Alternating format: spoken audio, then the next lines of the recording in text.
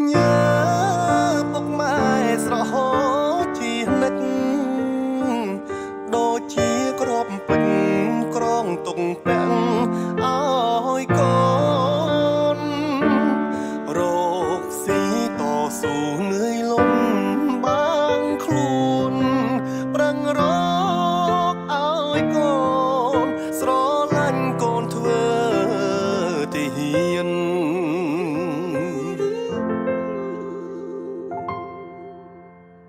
ដៃ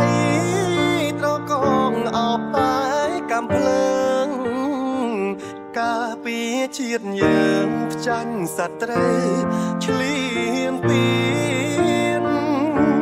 យប់ខ្លាំងគេងយំនឹកផ្ទះក៏មានពាក្យពេចន៍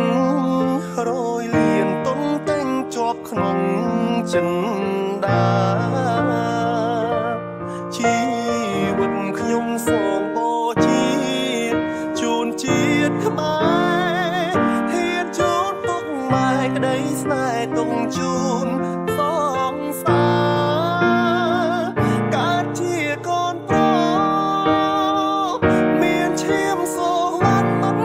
ខ្លាចមកណារាំងសាភពផែនខេមរាផង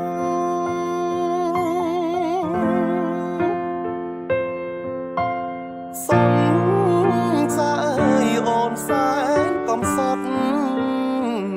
គ្រាដែលបងប្រត់ថែពុកម៉ែបងផងឲ្យគាត់ឈោមកទ្វីចាំបងព្រោះក្នុងបែរដងបងវិលជួបជុំវិញហើយជីវិតខ្ញុំសូមបូជាជូនជាតិខ្មែរហ៊ានជូនពុកម៉ែក្តីស្នេហ៍ទុំជូនសងសារកើតជាកូនប្រុសមានឈាមសូវ័នមិនខ្លាចមកណារាំងសាភពផែនខេមរាផង